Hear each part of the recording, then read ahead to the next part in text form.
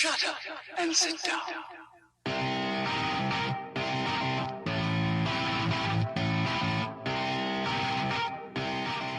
Hell yeah! Hell yeah! Hell yeah, Batman! Our bikes love us and we love them back as we ride through the city by the cars like black on the teeth of the town. We just keep on singing. We're unstoppable. Oh, hell yeah. G&O. Unstoppable kids. Yeah. Get your bike and go. You are listening to the Dialed Podcast with Matt Legrand, Evan Price, Lance Hepler, and Jake Von During. One of the most important decisions you will make is to be in a good mood. For every minute you are angry, you lose 60 seconds of happiness. So, crank it up and be happy, my friend. When things are good, when things are hard, we ride together, we don't drive cars, but together we make such beautiful music. Oh, hell yeah, brother, yeet. Unstoppable mamas, a G&O, we're unstoppable, unstoppable kids, yeah. Get your bike and go, get your bike and go. Unstoppable papas, pedal and flow. Hell yeah! Hell yeah! You're doing it good, buddy. Great job. Hi, and welcome back to the Dialed Podcast. I am Jake Von During, and I'm sitting here with Matt Legrand. What's up, ladies and gentlemen of the internet? You guys look digital today. A little choppy? A little choppy. A little rainy, a little choppy, a little distant. Yeah. You're looking distant to me. Yeah. Coming to us over the hopefully somewhat stable Verizon network, Mr. Lance Sparkle Farts Hepler. How are you, Lance? Never know what you're going to get. I'm good. Yes, you never know what you're going to get. I'm sitting in the middle of some random Kansas cemetery in the middle of a freaking thunderstorm. It is pouring rain at the moment. Lightning just struck about a half mile from me. So what kind of signal I'm going to have for the next few moments is anybody's guess. So it should be interesting. If lightning strikes a cow in the pasture next to your cemetery, That's good eats right there. do you eat that? Is it already cooked? Like at what level of cook? And you're It's vegan. beef for dinner. You're vegan too, so I mean, but you're not just gonna let that cow go to waste. Those are vegan cows out there in Kansas. They're didn't you vegan know? cows. Yeah. Yeah. No, So, real quick, the before we... dog isn't vegan, so we could feed the dog. There you go. Okay. Some dog food for days there.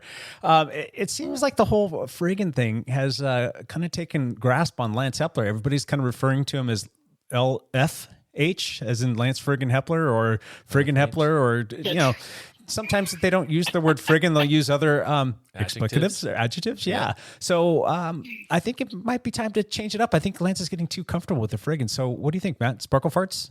Anything really. Sure. It mix it up with something different So- each time. If you're listening to this podcast, go look up Lance on, I don't know, Instagram for sure. Strava, Facebook. I think he's All actually good on places. he's on TikTok, and just hit him with a little hashtag Sparkle Farts. Sparkle farts. Lance Sparkle Farts Hepler. Doesn't quite roll off the tongue like friggin', but it's going to grow. I just have a sneaking suspicion. What are we going to talk about today? We are going to talk Besides about Lance. and unpack the whole Unbound Gravel experience. Ooh, since Lance is in Kansas, might as well. Yeah. Lance, you want to give us a little bit of I don't know, background or a little, I guess, backpedal, on Yeah. your journey of getting out there and how it's been going so far? Yeah, I have never done Unbound before. I was kind of peer pressured into signing up for it by Chris Surratt. So I didn't. You have to enter a lottery, and my number was drawn, so I got into the race. So that's why I decided to come out. Plus, Chris Surratt and his wife Corey and my wife Brandy, they all kind of conspired against me to convince to come out because Chris really wanted me to come out with him and do the race with him. And we told that story last week where that didn't work out for Chris. He hit the deck, so he wasn't able to make the trip. So we're missing him terribly right now, which is kind of a bummer. Mm-hmm. But we do have another teammate, David Barna, who is coming out. He has hit a couple of flight snags on the way, so he's still going to make it, but it's going to be much slower than he anticipated. But that's the way it goes. Hold on. I gave David a little bit of crap about this too. Did he happen to tell you what airline he's flying with? If Yeah, and that was definitely a mistake right off the bat. But that when I already had that conversation. do you want to take a stab at who he might be flying with, Matt? I don't know. Some sort of like dysfunct. I think it's widely regarded as the worst airline. Spirit. Oh, okay. Yeah, but I told him this the other day. He told me he was flying with That Spirit. really- I'm like, that really I was- hope that was gonna be everything my makes guess. it there, including you in time, my friend. Oh man, So anyway, poor guy. carry on. Game on. They had an IT outage, and so the flights couldn't take off for several hours. So everything got pushed back several hours. He's still going to make it, but it's all good.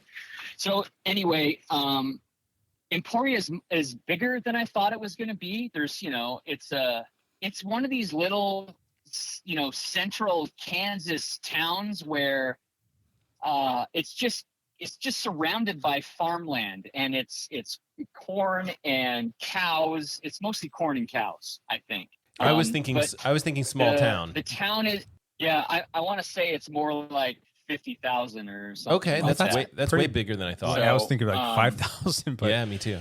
that's just one of those places that I don't think I would have ever heard of if Unbound had never gone there. And Well, and then you start thinking about like how many beds you can put together for. Sure. I mean, that's a huge raise, and you've got a lot of marketing teams coming in there to talk about gravel bikes, and it becomes like an expo for all things gravel. sure, I mean, it's got to be good, like for the town in general, in terms of just raising yeah. revenues and whatnot. If Well, if they probably move out, they're probably like, yeah, sure, take my bed, take my house. yeah, I mean, it's got to be good for commerce there. But in the same breath, do you think the town likes that? Is it worth the crowd of people that come in there for that full weekend? Do you think that they, I don't know, accept the fact that a bunch of gravel junkies are out there doing their thing?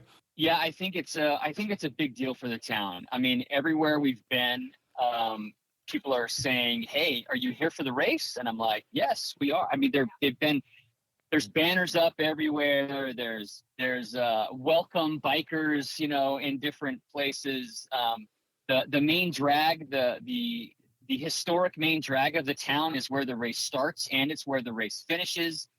And it's all blocked off for the race, or it will be. And the expo is right downtown. There's a big university called Emporia State University that's in town, and there's and its school's already out, so we actually ride right through campus, right like a mile from the finish. So it should all be interesting. They do call it Gravel City, USA, because literally you get 2 miles out of town in any direction, north, south, east, or west, and it's all gravel roads from there on out.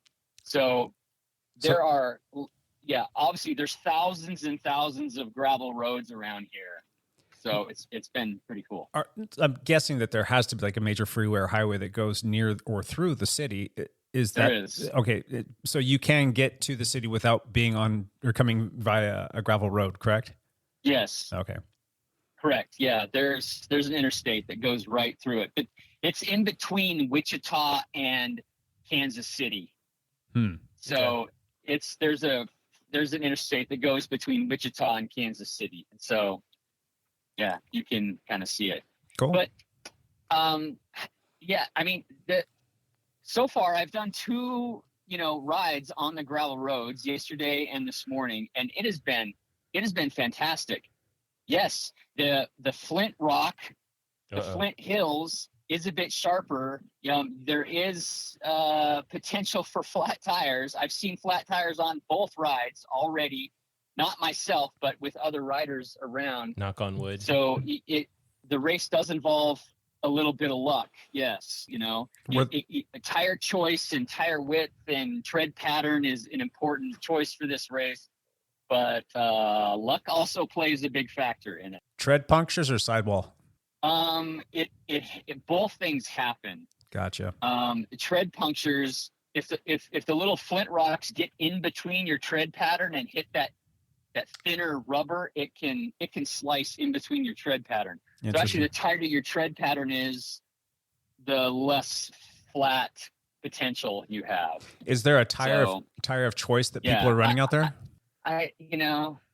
Every sponsored athlete has their own their own recommendation because they're all sponsored by different people. Okay, but So, yeah, you're gonna see that at the pro level. But what about in the more amateurish level? I mean, is there like a prevailing favorite that everybody else is running because they're not paid to ride on a particular tire?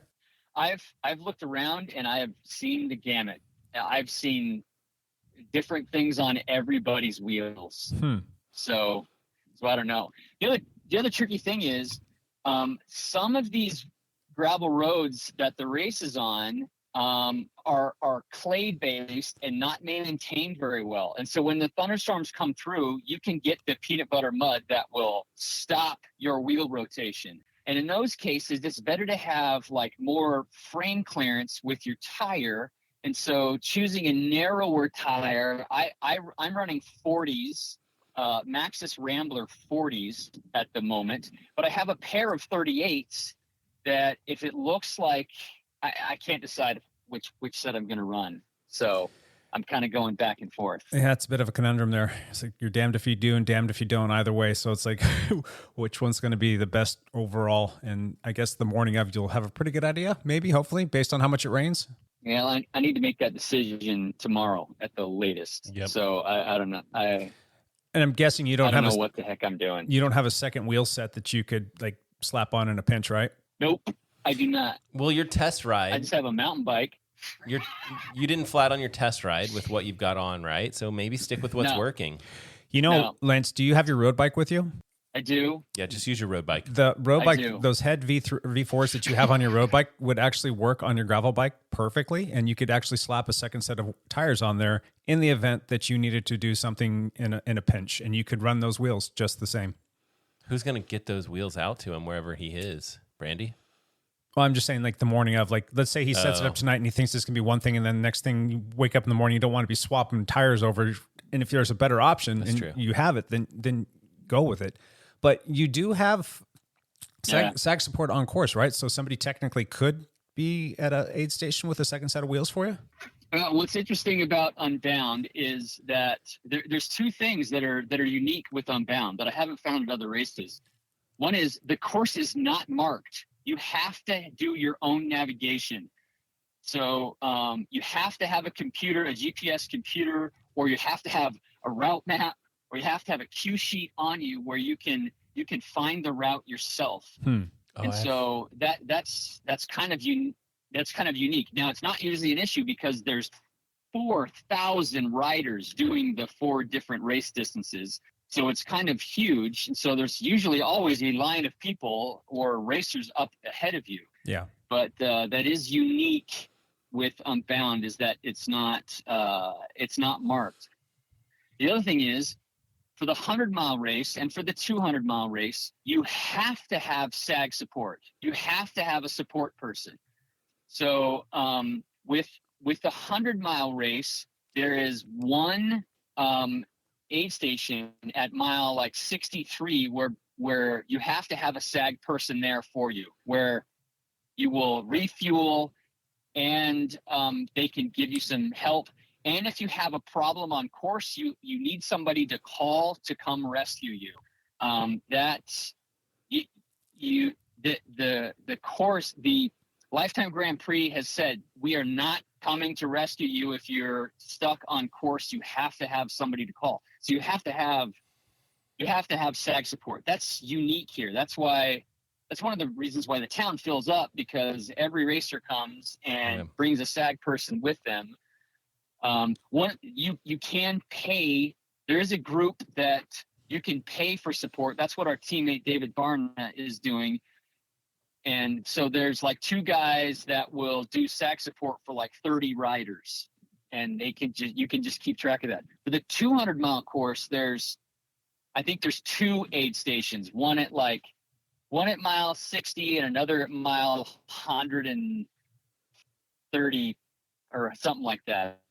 So they also provide, there's water stops on course as well, where there's only water, but that's why you see these videos of these, Le Mans style pit stops where racers come in and swap out chase vests and reload their pockets and then take off, because everybody needs that, more or less. It's going to be an interesting day. Is there anything that you're a little nervous about other than the weather and the possible bad road conditions? That's it. I'm concerned mostly about mud. If the clay-based roads really get wet and get muddy, it goes from racing to survival. You know what I mean? Make for a long day. And Yeah. I'm hoping to race this. Yeah. Yeah. I mean, It you can can. make for a long day. Last year, go ahead, Jake. No, I was going to say you can take all the tongue depressors you want, but I mean, if you're riding every 100 feet and stopping and scraping mud off your wheels and tires, that's just going to be a miserable day. Although I do know Lance is pretty keen on creating his own lines sometimes, so maybe he'll get creative, possibly. There's usually a grass line Uh-huh. that you can take on the muddy sections. And also the muddy sections, if you have momentum, you can usually ride them. If your wheel is not grinding to a stop, you can ride them. Although if people remember last year's race, there was like a 2-mile section where many people were walking, but the elites and pros were still able to ride through it if they kept pace. So Gotcha. Now, there's going to be some water. I'm not calling myself an elite pro. There you go. There's water crossings, if I'm not mistaken. Will those swell if you guys get a fair amount of rain through the night and during the day? Yes. Will that? Yes. In It any- will swell. I mean, will it get to a point where you can't cross some of those, or is it just one of those where you're going to be screwed and you got to get off your bike and walk through the water and deal with some wet feet for a while? I don't know the answer to that yet. So Time will tell, huh? I think, Brandy and I, we drove the last like 40 miles of the course yesterday. And we were able to drive it in my van. There weren't any, swollen water crossings. And these storms that are coming through are only 30-minute storms, Sure. So I don't know. Do you want to tell the So we'll folks? just have to wait and see. Tell the folks what you're going to carry on you, what you're riding, kind of what your plan is, and just give them an idea of what they should expect from you. Yeah, so this is my plan. I'm riding the BMC Oars, and I've got 40 millimeter Maxxis Ramblers on there. They do have cush core in them, which will also help with some sidewall protection. What PSI are you going to run? Carrying with me, I'm running 29, 27 PSI. Okay. So That's pretty light, but that seems to work pretty well. that works well with the cush core. Yeah, and with the cush core, that works pretty well for me. I'm going to be wearing an Usweet hydration pack that will be filled with mix with electrolyte and calorie mix in it from scratch. I'll also have 2 large bottles with me as well, because my first water stop isn't until mile 40, and then I can't get more calories until mile 63. So you have to carry a lot of calories with you. And then flat stuff, flat repair stuff.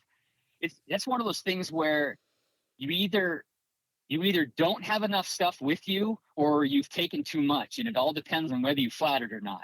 So you kind of have to plan for disaster. So I'm actually taking 10 plugs from what's the company? Dynaplug. What's the company that Dynaplug. So I'm taking a Dynaplug kit with several different plug repair kits. I'm taking 2 tubes with me as well if there is a disaster, and several boots in case the plugs, and I'm taking, I think, 3 CO2s and a hand mini pump. So this is not the stuff I would normally race with, but for this race, I'm taking everything, because it potentially could, if I'm pulling that stuff out, I've gone from racing to surviving, but you might have to do that just to survive. Okay. So a quick little thing. taking a lot of flat crap. Gotcha. A quick little thing for you, and it's going to be based off of something that I dealt with on Monday at our gravel ride, and that is, and I'm just going to throw this out there as a little pro tip.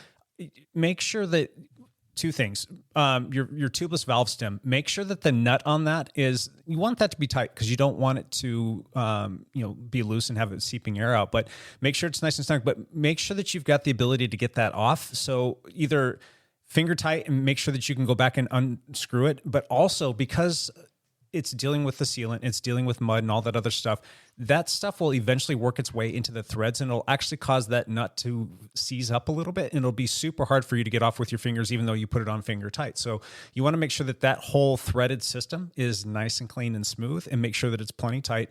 And then as, I don't know, kind of like a little fail safe. And I got super lucky because I wasn't able to get mine off because I had a sidewall puncture, and I'll get into that later. But we rode with a teammate, John Hatfield, who had these tiny little pliers. They were they were about as big as my finger. That's a good idea. Yeah, they were fantastic. They just look like mini little tires. I'm like, oh, those are so cute. But those right there enabled me to get that nut off.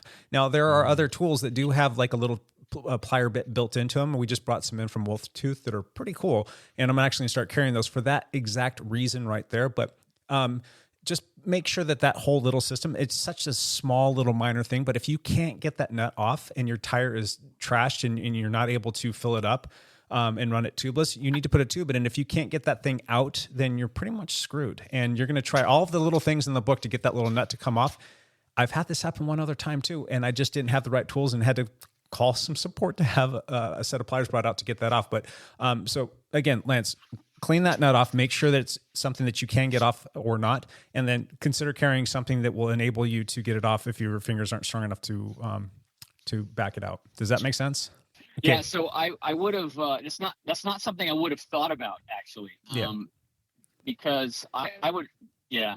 Yeah, you just assumed like, oh, it's just a nut, and I put that thing on there finger tight, and sometimes it'll get on there and just be on there so tight that you're just not going to get it off with your fingers anymore. So get that thing cleaned up and either, serviced, or make sure that you carry something with you that you can get it off in a pinch. Okay. Yeah, that's a good idea, because if you have stronger fingers than I've got, Jake, and if you can't get enough, I have no shot. I would just be sitting there cursing and crying at the valve stem. You'd have a thumb out for a pair of pliers. Yep. So do that. First pro tip. Use your wife's toothbrush to clean up some of those detail spots. There you go. Not your toothbrush, because that will make for a real big mess. There you go. Okay. All right, Lance, carry on with what you're carrying with you, or did you already cover everything? I think that kind of covers everything. I will have, again, I'm only doing a 100-mile race, so I can almost take enough calories on my person that I won't need to stop for more calories. But swapping out my chase vest, at mile 63 with my wife will be really nice. Now, So are you going to we'll just do do a that. straight swap and have two of them, or are you going to refill it and get back on the road? I think I'm just going to swap two of them. That's what I'm going to do. You have multiples. So, yeah, I guess I do. Yeah, I think it would be it'll be much faster to just hand me a new hydration pack. Oh, absolutely, yeah. And just refill my two bottles and go than to refill the pack. It'll make it a 30-second stop instead of a 2.5-minute stop. And knock on wood, I'm hoping that I will be racing this race. I'm hoping that I will be competing and vying for a top 10 spot in my age group.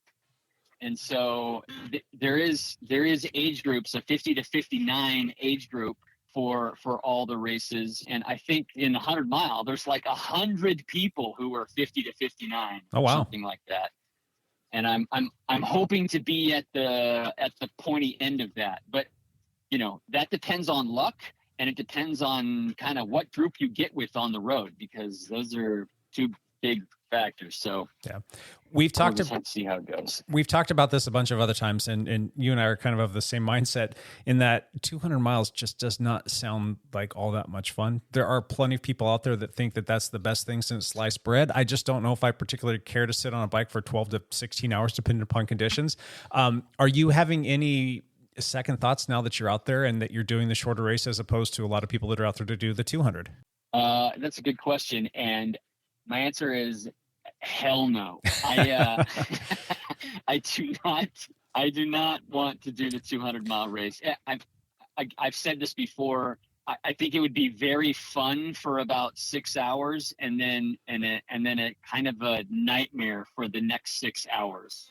I wonder if you'll change your mind when you get to the finish. That is the premier race. Yep. Yeah, That's it is the premier race. It is what everybody is striving for. It is what it's what they want you to do. Even in the athlete guide, it says the 100-mile race is your stepping stone to the 200-mile race. Yeah. It's to prepare you for the next time you come back and do the 200-mile race. And The other thing is he'll get to see the finish of the 200-mile race with the pros, which will be actually quite impressive to watch. Yeah. So there's real value in being able to be like a spectator. Yep. So that 200-mile race definitely is a bucket list thing for a lot of folks. Lance, do you think that will ever land on your bucket list, or do you think that might be something to land on your bucket list after doing the 100-mile? I don't know. I mean, if you're asking me today, I say no, it won't be. I just don't want to race for more than hours. I don't want to race for more than 4 hours, to be honest with you. But these big premier events, they're all big, friggin' long, stupid races. So I don't know. Well, we wish you luck there. Oh, are you going to be wearing a GoPro at all? Are you going to take that with you? Get some footage? I don't think I will. I don't think I am taking my GoPro. I do know this. I will have my phone with me. That's another thing you have to have a way to call somebody to come save you if you need saving. So you're like required to take your cell phone. Mm-hmm. So I will probably at some point take some pictures and video with my cell phone, but I don't think I'm going to take my GoPro. are you using a radar? I don't know why I'm asking you this, but I'm just curious. I'm not on race day. We actually, this is 98% on country roads with little traffic. So it just except for the parts that go through little towns, we really won't deal with we'll deal with very little traffic. So I am not taking the radar. And the traffic will be very aware of what's going on out there with tons of traffic, of road cycling traffic, or gravel, whatever. You know what I mean? Yeah. Yes. Yeah. You won't be able to miss it for sure. Yeah. Have you rubbed elbows with any pros yet since being out there? Sure. I saw on our drive out here, Randy, of course, was playing pickleball for a couple hours while I went and did a shakeout ride with a big group this morning. And as we were leaving the pickleball court, we went right past McTubbins and Keegan. So Tobin Ortenblad and Keegan Swenson both rode right past us. So that was kind of cool. I also, yesterday and this morning, I've done these shakeout rides with Yuri Hosfold and with Molly Cameron and with Dan Hughes. Dan Hughes, a 4-time winner of Unbound in the early years, and Allie Tetrick. She was also out. She did these rides with us. So I've been able to do some shakeout rides with them, which has been fantastic. Yuri and Allie were inducted into the Gravel Cycling Hall of Fame last night. So Brandon and I went to that ceremony and watched that, and that was very cool. And yeah, the town, it's kind of electric. It's taken over by gravel cyclists and all things cycling. It's a very kind of cool experience to be here and to feel the excitement in the air of the race coming up and being a part of it and hoping that things go well for you. And there's signs all over town, it's just been, and I haven't even been to the expo yet. The expo opens this afternoon where we check in and you can check out. I mean, every bicycle manufacturer is here. Anybody that has a U.S.-based operation has some kind of setup at the expo here, and I haven't even been to that yet. So it's all kind of exciting. So it's like gravel. It's like a big gravel party. It's like cycling Christmas time. Everything and everyone that you want to see is kind of here. In U.S. cycling. Mm-hmm. So that's kind of cool. And what time do you guys roll out tomorrow morning? We race on Saturday. Oh, yeah, wait. What day is today? Today's It's Thursday. Yeah, I was thinking today's Friday. My whole week's been screwed up. Yeah. On Saturday, what time do you guys roll out? So interestingly enough, the pros have their own start. The pro men go off at 5:50 a.m. The pro women have their own start. They go at 5:52 a.m. And then all the rest of the 200-mile cyclists go at 6 a.m. And then the 100-mile cyclists go at 7 a.m. We're a whole hour later. Okay. So they do kind of stage things out there a little bit. So That could get interesting if it's really sloppy out there. Once all those tires make their way through that mud and kind of mix it all up, it could be a bit of a nightmare for you, but in the same respect, it I don't know, could be interesting and fun, and maybe you'll find some choice lines that some of the pros laid down for you. Well, we share the same course for the first 45 miles. So it's exactly the same for the first 45 miles, something like that. And then the 100-mile course, we cut out obviously a whole 100-mile section, but we will do that part of the course kind of hours before the pros come through there. Right. So they will be dealing with 100-mile traffic for those last 40 miles themselves. So that should be interesting. Gotcha.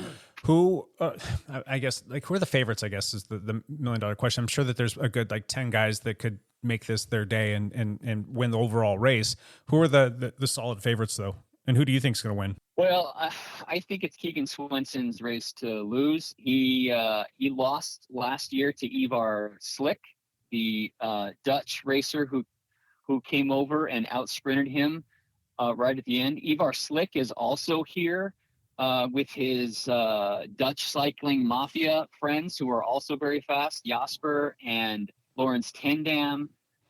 Russell Finsterwald has been racing and training really well. He's Keegan's training partner and part of that hit squad that it trains, that's been training in Tucson all winter long.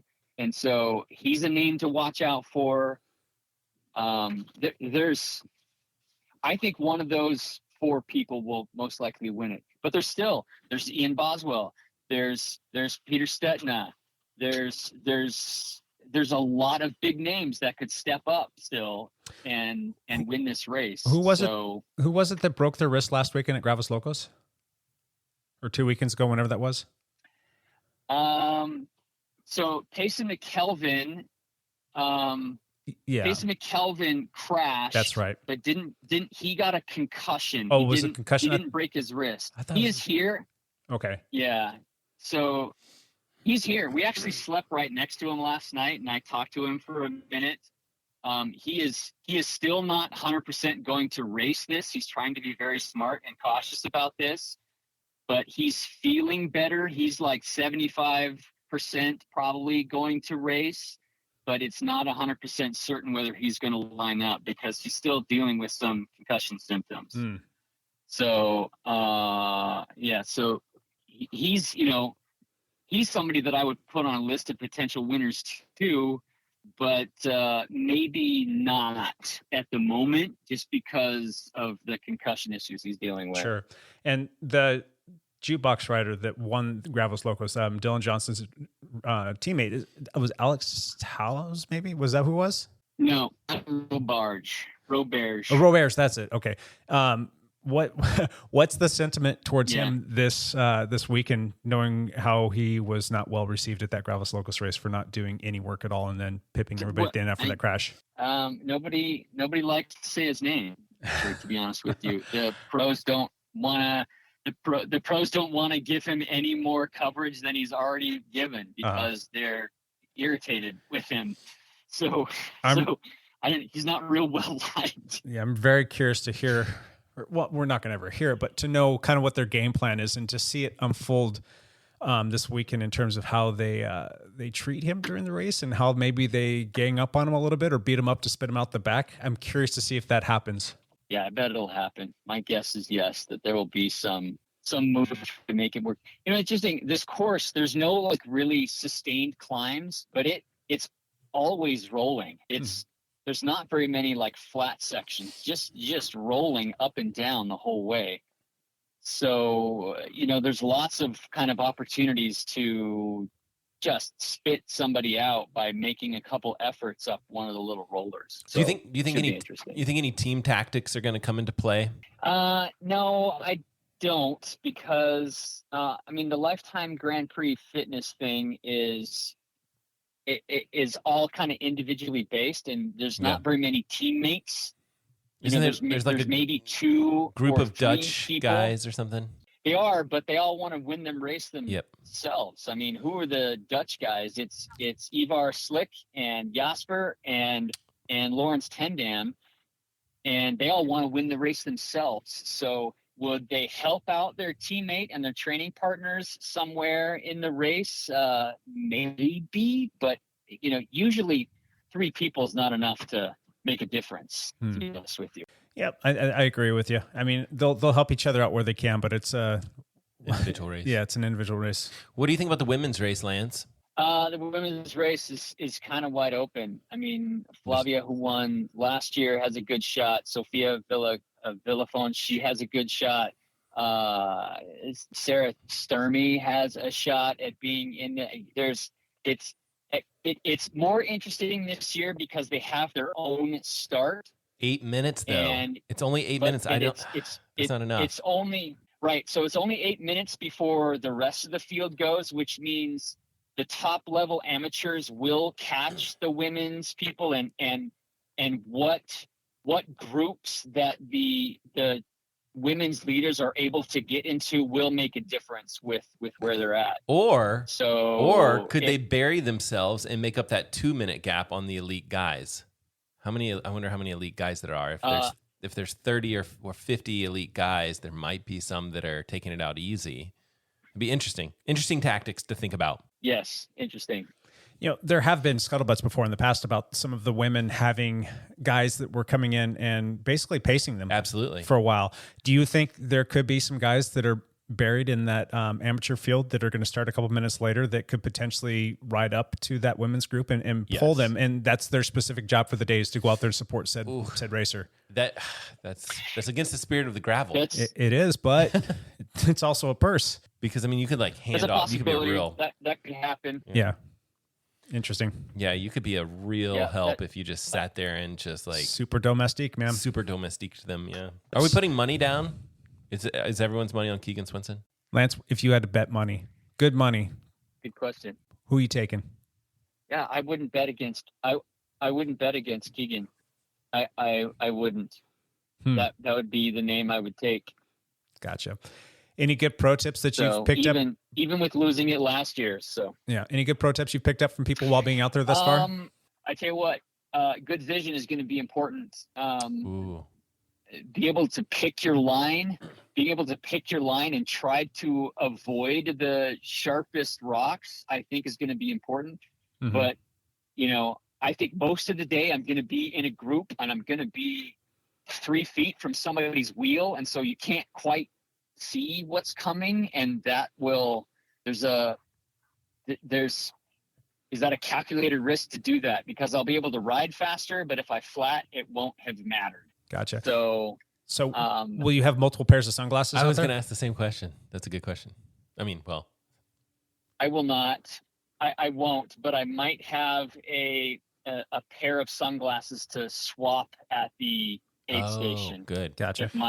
Or a cloth, I carried a cloth the other day, and it was just great because you can wipe sweat, you can wipe your glasses clean. Yeah. Just having something cotton as opposed to something like all the tech stuff that we wear. That's good, but the problem is if you got a bunch of dirt that's flying up or mud that's flying up, it's going to scratch the crap out of your lenses.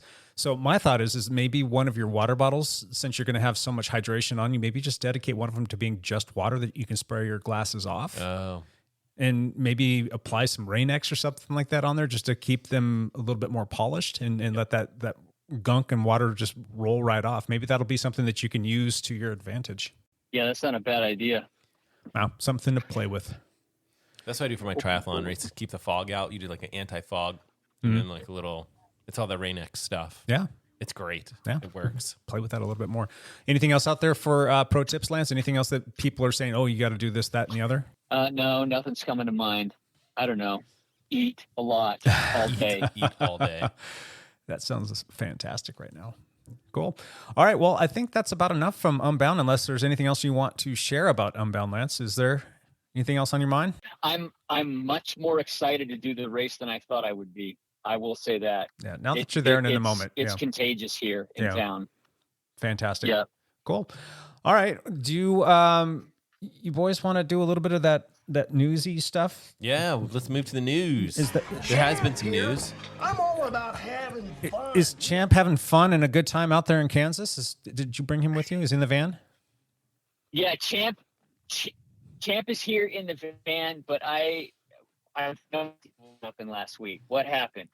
We have the Giro. Did the Giro end last week, or was that the week before? That was last week. That's this past weekend. Yep. That's it. Primoz Roglic. Okay. We all last week were talking about who was going to win and how that stage was going to fold. What did we say? Was I the only one that chose Primoz, and you guys said G had it?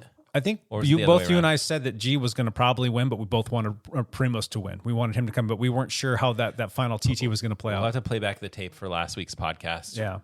I thought that G was going to pretty much have that in the bag, but there was that long uphill time trial, and I'm like, I think that the watts per kilogram played in Roglic's favor, and I wanted to see him be able to do that, but I thought that, 26 seconds or something like that? I thought that was going to be too much to overcome in that particular thing. And he had a mechanical. And he still put Crazy. 40-something seconds into him. That's bonkers. Crazy. Yeah. Got anything you want to share on that, Champ? It was really exciting to watch. Yep. It was really exciting to watch, actually, to watch that time trial. I mean, G. Thomas really laid everything out there, did everything he could, but Primoz was just faster, was just better for sure. Yeah. So it was pretty exciting to watch. Let me ask you guys this. And kudos to Primoz. Best Giro that you've ever seen, like coming down to the last stage? That was pretty stinking exciting. I think it was. I think it's arguably the best Giro that I can. I mean, I don't know. I don't have like a history book of what happened when and which other races were really good, but this one was fantastic. Yeah. Was it Lafleur that was the Quick Step owner that was really just knocking it hard, saying that this is the dumbest thing that they've ever done, and how could they put this in a time trial? And like, he couldn't be more wrong. It was so exciting to watch. Granted, it does favor a smaller time trialer kind of guy, but it's still It worked. Yeah, it worked. It was fantastic. And it's worked at the Tour in the past. I mean, it's been a good formula. So keep it up. How do we feel about Cavendish? I was going to ask that too. Great question. Did you see that? We took a bet, right? And you guys were like, no way he wins another stage. No way he wins another stage. It's looking like he could win one more stage at the Tour. It's possible. What do you think, Lance? It's possible. Did you watch that? I mean, G. Thomas actually led him out at the end. He jumped on the front, and it was kind of a spur of the moment thing for him. I was listening to his podcast, and he just said, here at the end, he just said, you know what? I'm here. I'm feeling fine. I'm just going to lead this out. He ended up leading out for Cavendish for the win. It was really quite exciting. So good for him. I just say good for him. And they're not even teammates. This is like, this is your old teammate. I'm going to lead you out. I mean, good for G. He's a quality individual. Oh, hey, guys. Yes. Long-time listener, first-time caller. That Cavendish guy, he's an asshat. Oh, gosh, that guy nailed it. Who was that? How did he get on the phone? Oh, Cavendish, go away. Just go away. I've talked to a few people over this past week and change about him, and everybody kind of knows my feelings on him, and so they come up and they'll just try and rap with me about it a little bit. And there's so many people that want to see him have that record, and I just don't get it. The guy is a jackhole. Yep. Seriously, he's a great sprinter. Not going to take that away from him, but what's to like about that guy? Can anybody? Anyone? He wins races. He's won a lot of races. I think it's more that you feel cool to be witnessing history, that I'm actually alive and paying attention and watching while history happens. So I think that's part of it. Yeah, I mean, records are made to be broken. That's all fantastic. And there is something special about that, but it's the wrong person doing it. It really is. I mean, I so wish that Sagan would have been the guy that was, there breaking those records as opposed to Cavendish, but he's just done so many things so many times to so many different people and made such an ass of himself in the process, whether it be knocking people to the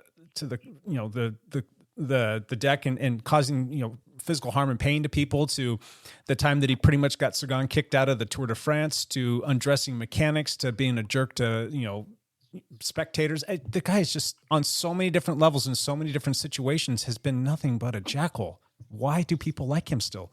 And I guess I get it. I mean, you want to witness history, and he is a special guy, and he's been around for many, many, many years. But sorry, that's just my 2 cents. The guy, I don't know. I really hope that he doesn't break Merck's record. I agree, but I think it's going down. I think he's going to snag one. No, not going to happen. We can hope. Yeah. Well, you can hope. We'll be watching. Okay, so we are 30 days from the tour start. Yeah. It is happening soon, people. We will be making our picks on the podcast when Lance returns from his adventures across the country. You ready for that, Lance? I'm ready. Like a tour preview episode, and Evan picks his winner, which we just like. It's fun to just hear who he's going to pick these days. I so hope he picks Cavendish. Oh.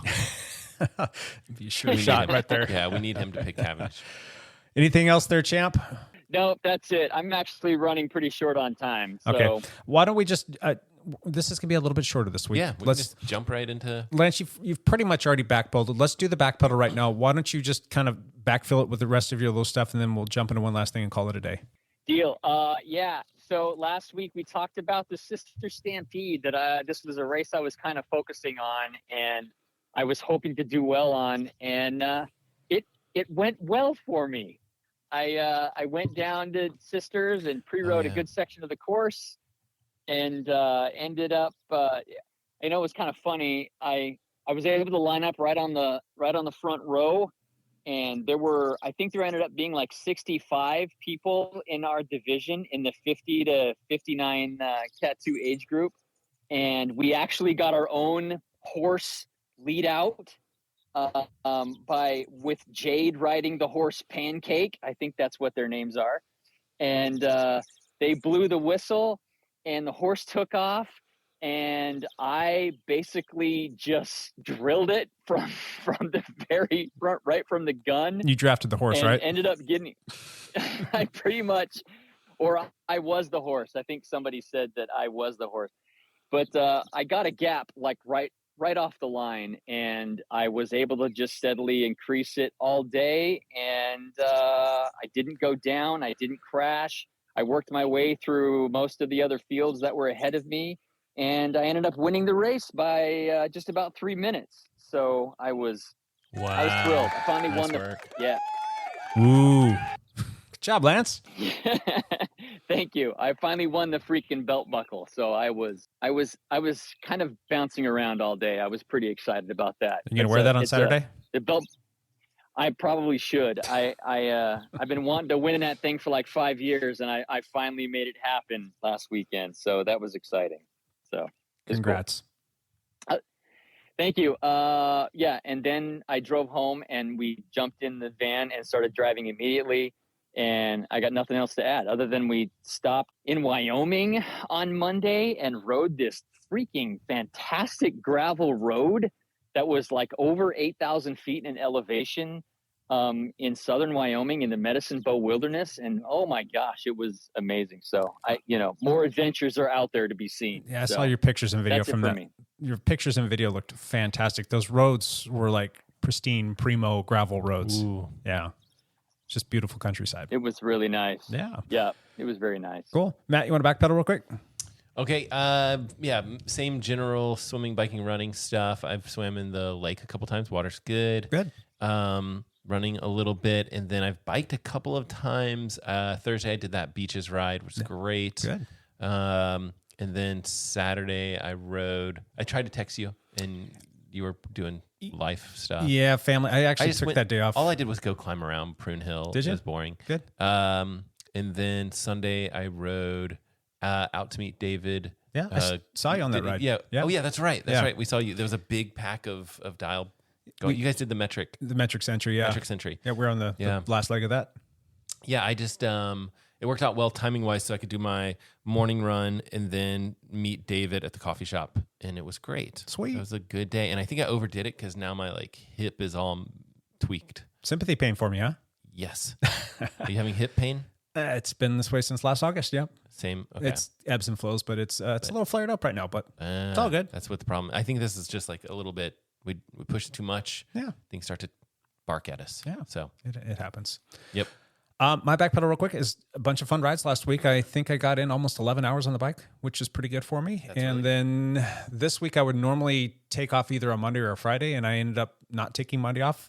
And I'm not taking Friday off now because I ended up taking Wednesday off. And that was because kind of overdid it a little bit on Monday. We did a fantastic gravel ride. We went out and did the Grouse Vista loop that included Jones Creek and all that other fun stuff. And that was a beautiful ride. It's about 30-ish miles. I think it was 32 or 33 miles and 45 or almost 5,000 feet of climbing. Ooh. A lot of fun. And that's where that blowout system happened. And we had several blowouts for various reasons, but they were all related to sidewall punctures. And for me, it was a crazy thing. Got a sidewall puncture, and it was a double puncture, and it was good enough to where you really couldn't put a plug in it. So, okay, what do? You go ahead and take all the stuff and things out of there, and you throw in a tube, and you boot it up, and then you start riding again. I did that, and probably 2 or 3 minutes later, it sounded like a gunshot went off. And when you're out there in this neck of the woods, that's what they do out there.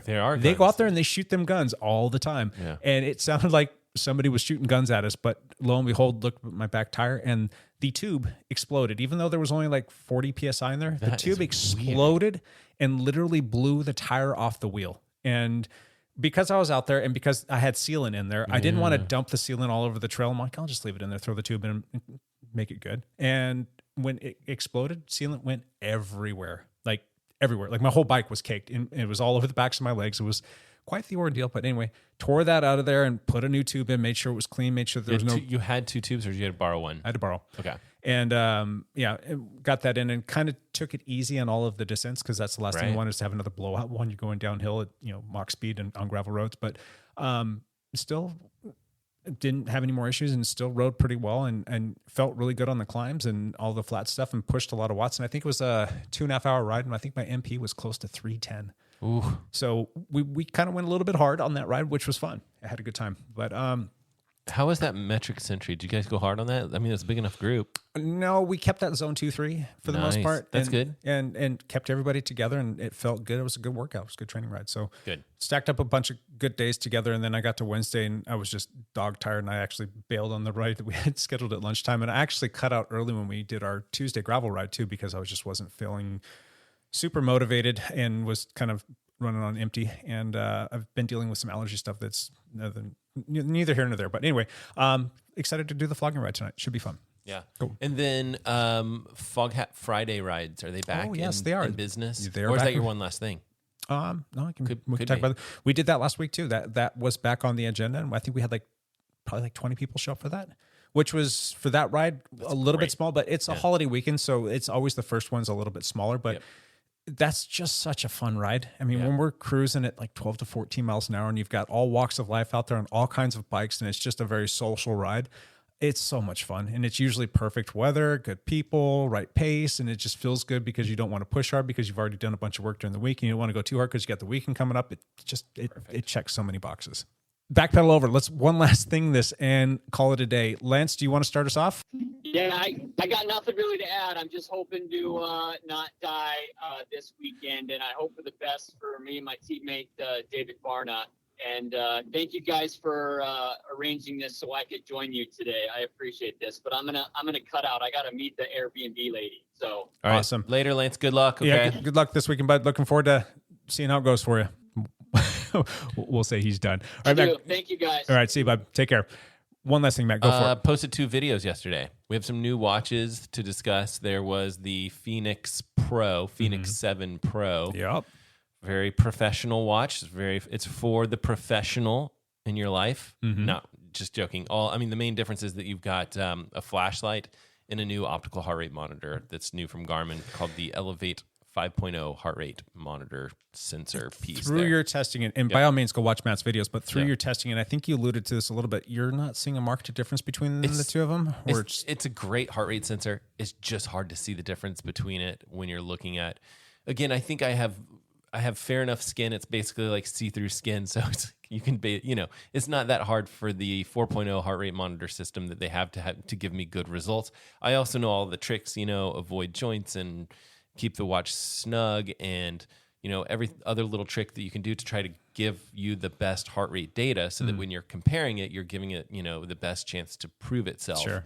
And so I'm, I really did try. I mean, I probably have a dozen different activities where I was looking at heart rate data, and it's just like, meh, it's pretty good. Is it better? It's hard to say if it's that much better than the other one. And I think you might see it perform better on some different activities besides swimming, biking, and running. You might see it on like weightlifting and things like that.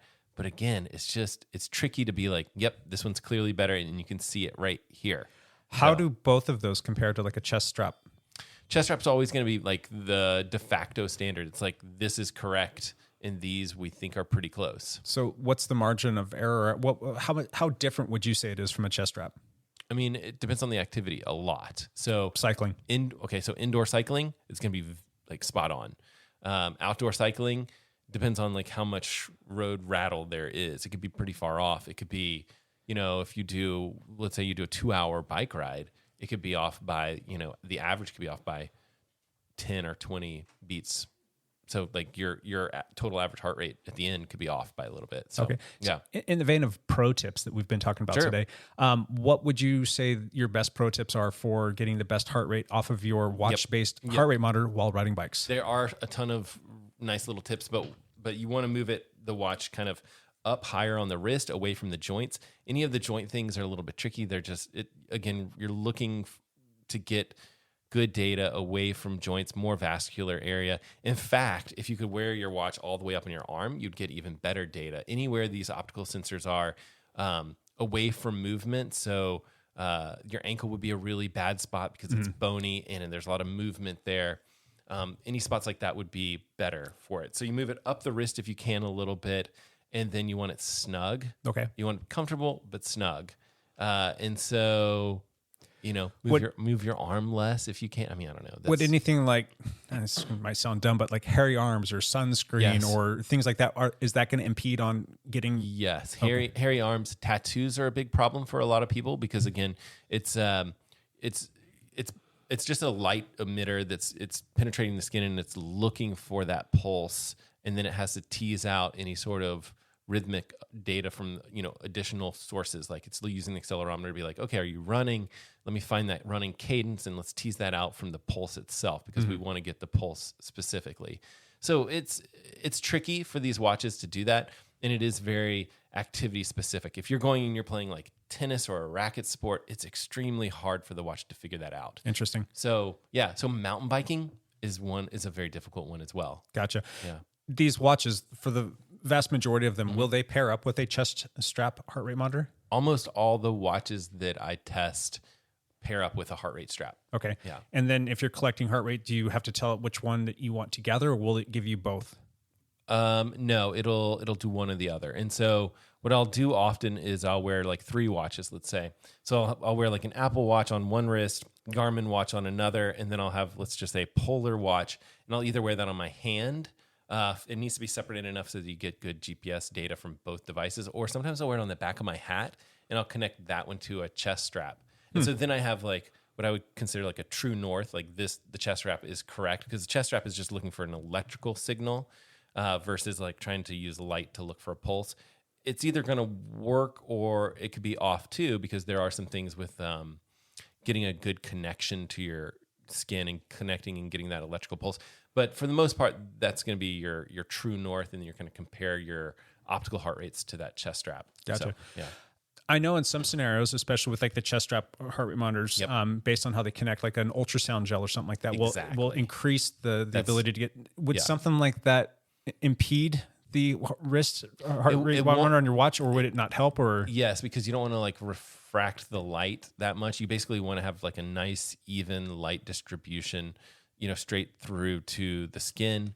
But the electrolysis gel is fantastic for the electrical signal for a chest strap. Sure. Wouldn't help on your wrist at all.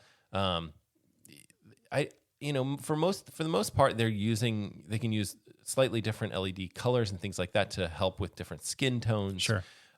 Dark-skinned people will have sometimes more difficulty than fair people like myself. So they can actually use different color LEDs to try to alleviate some of those issues. But yeah, it's interesting, and it is, they've come a long way, and it is really, really good. But that makes it difficult to go from 4.0 to 5.0 to really find a difference there. Gotcha. So, yeah. All right. Well, that's been heart rate talk. That's interesting stuff, though. A lot of the folks that we talk to and a lot of people that listen to this are monitoring that kind of stuff. So, oh yeah, it's great data to have. Highly recommend that if it's on your watch, might as well use it. How about one other quick question? We'll go back to this and then call it a day. But what about like getting your sleep metrics or your sleep data and all that other fun stuff and your resting heart rates? Do you think that maybe helped to get a more accurate reading there? Or is it just in the same vein of like it's because so marginal that it's not really that big of a difference? Well, what I thought they might be doing with the new optical heart rate sensor is maybe some skin temperature stuff, which could help. But it doesn't look like it. It still seems to be doing like some of the same basic stuff. And again, because your arm's not moving a lot while you're sleeping, it's easier for these optical heart rate monitors to get a pretty good signal on that. And so resting heart rate should be reasonable. In fact, you can actually look at the time between your heart rates and then kind of just look at the average of that and look at like how that's trending and establish the heart rate variability score. And that's a great indicator for exactly, when you might need a rest and when you might not. Or if you've been drinking at night. So that'll affect it. Well, these newer watches, like your Epics and the Phoenix. Yeah, and that's the two videos. I mentioned that earlier. Exactly. One was the Phoenix and the other video was the Epics Pro. So how are those guys stacking up against a Whoop right now in these days? Would you pay for that subscription, or do you think no? No. I actually have never tested the Whoop strap, so I think a lot of people like it, and I think the metrics are great, and I think they've simplified the data and presented it in a really nice way on the phone. You can get all of that data from all of these different watches that don't have a subscription service to it, and so I don't suggest the Whoop strap for many people unless you just like the way they're displaying their data. Mm-hmm. So in fact, their optical heart rate monitor is less accurate than I'd say most of not all of them, but like a lot. I mean, it's not in the top 4 companies that are doing heart rate data. So, okay. Who is the best? Which watch is the best? And I know that's hard to say. The Apple Watch is really good at its heart rate sensor. Mm-hmm. And I would say it's a toss up between Garmin and Apple as far as having the best heart rate sensor, and then Polar does pretty well too, and then I think you're going to start to see some less accurate stuff. Interesting.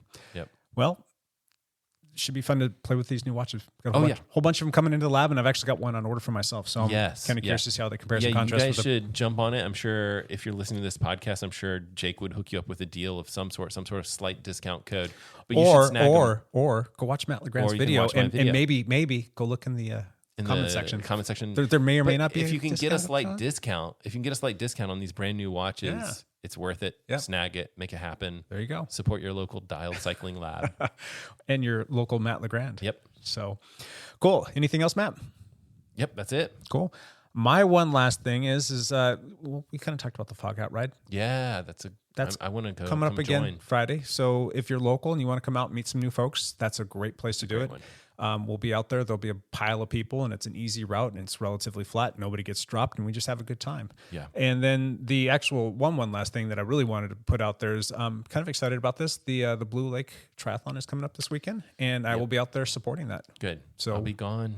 I'll be out of town. I'm going to miss out on the Fog Hat ride. I'm going to miss out on the Blue Lake race. That would have been a really good one to do. Yeah, the PDX Tri is going to have over 1,000 people this year. This is like they're thinking that this is going to be the last one that they actually do at Blue Lake. Yeah. Did you hear why? I think it's the city. They just don't want to give the permits out or something. Yeah, they gave the permits out, but you want to take a stab at what they had to pay for that permit? I have no idea. $14,000. What? Yeah. I don't know. Come on, Portland. Yeah, exactly. That's exactly what I said.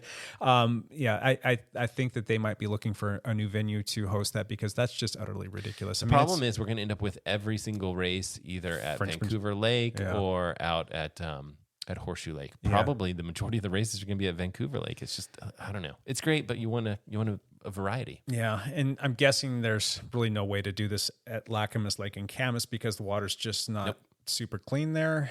Unless they clean up traffic is tricky too. Yeah, there's that too. But I mean, 1,000 racers coming into town and spending their money and the city making some money off of things and just having it be like a festival kind of atmosphere, I think would bode well for that city. But going back to what you're saying, it's probably going to be those two different locations, Horseshoe and Vancouver Lake. And it's unfortunate that the city of Portland is, again, making a bad move. So just my 2 cents. All right, but anything else? That's it. All right. We will be back next week with another one of these. And until then, bye for now.